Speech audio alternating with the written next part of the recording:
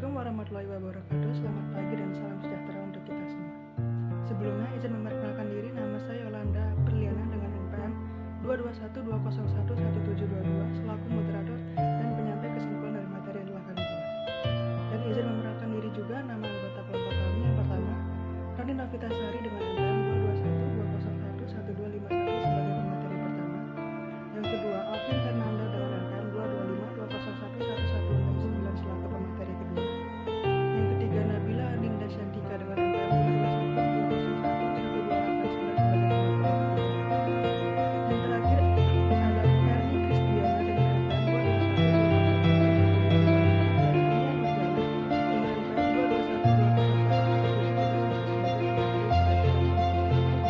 2212011111291 Saya di sini akan menyampaikan materi yang pertama tentang pengertian supremasi dan konstitusi.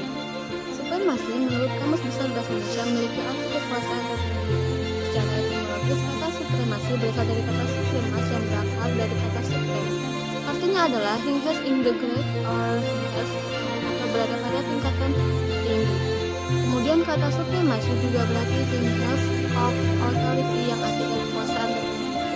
Makna supremasi hukum adalah upaya penegakan serta penempatan hukum pada titik kekuasaan tertentu.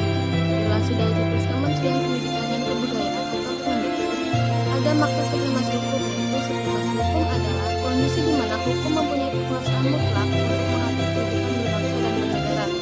Sedangkan pengertian konstitusi menurut Cathy Weir, konstitusi adalah keseluruhan sistem ketatanegaraan suatu negara yang berupa kumpulan peraturan yang membentuk dan mengatur atau memerintah dalam pemerintahan suatu negara. Dan menurut Marshall, konstitusi lebih luas daripada undang-undang dasar. Konstitusi tidak hanya bersifat yuridis, tapi juga sosiologis dan politis. Jadi konstitusi adalah seperangkat aturan dasar dan berbagai ketentuan untuk mengatur fungsi serta struktur lembaga pemerintah, termasuk dasar hubungan kerja sama antara negara dan rakyat dalam kehidupan berbangsa dan bernegara. Assalamualaikum warahmatullahi wabarakatuh. Perkenalkan, nama saya Alvin Fernanda dari kelompok 17. Di video ini saya akan menjelaskan salah satu materi yang ada pada makalah kelompok kami, tepatnya pada materi yang kedua yang berjudul pengertian supremasi konstitusi. Supremasi konstitusi merupakan kekuasaan yang dimiliki oleh sebuah konstitusi. Tingginya kedudukan konstitusi dalam suatu negara dapat dilihat dari dua aspek berikut.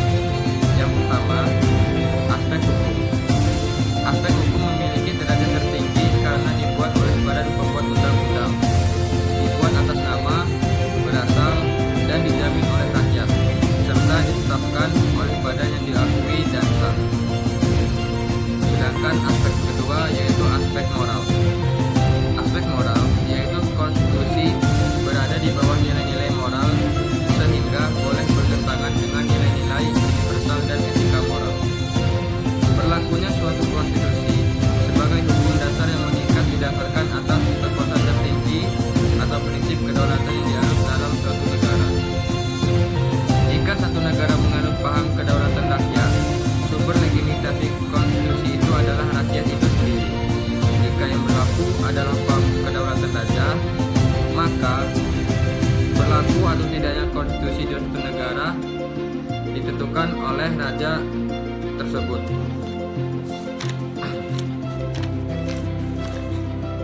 Hal inilah yang disebut dengan constituent power, yaitu kewenangan yang berada di luar dan sekaligus di atas sistem yang diaturnya. Demikian rangkuman materi kedua saya sampaikan. Terima kasih, saya akhiri. Wassalamualaikum warahmatullahi wabarakatuh. Tujuan supremasi konstitusi menurut Jimmy Asidik terdapat 10 fungsi supremasi konstitusi, yaitu yang pertama, fungsi penentu dan pembatas kekuasaan organ negara. Yang kedua adalah fungsi pengatur hubungan kekuasaan antar organ negara. Yang ketiga adalah fungsi pengatur hubungan kekuasaan antar organ negara dengan warga negara. Yang keempat adalah fungsi pemberi atau sumber legitimasi terhadap kekuasaan negara ataupun kegiatan penyelenggaraan kekuasaan negara. Yang kelima adalah fungsi penyalur atau pengalih kewenangan dari sumber kekuasaan. Yang keenam adalah fungsi simbolik sebagai pemersatu. Yang ketujuh adalah fungsi simbolik sebagai rujukan identitas keagungan kebangsaan.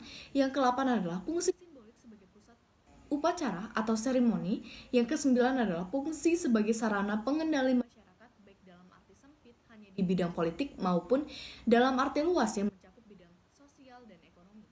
Yang ke-10 adalah fungsi sebagai sarana prekayasaan atau perusahaan pembaruan masyarakat baik dalam arti sempit maupun dalam arti luas.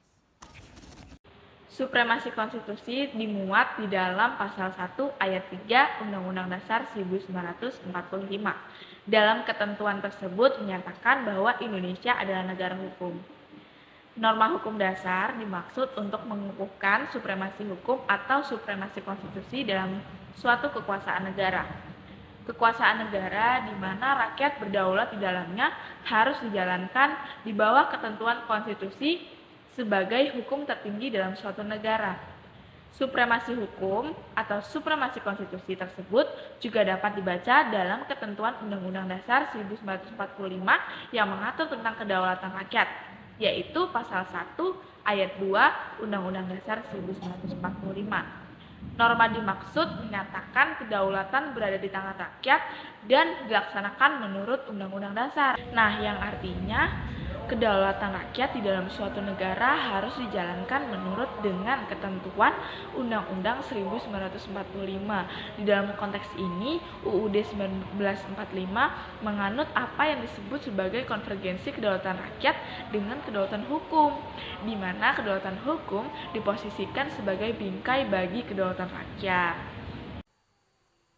Materi keempat yaitu supremasi konstitusi di Indonesia. Di Indonesia, konstitusi yang membentuk negara kesatuan yang berbentuk republik sebagaimana kita saksikan hari ini merupakan karya dari para pendiri negara.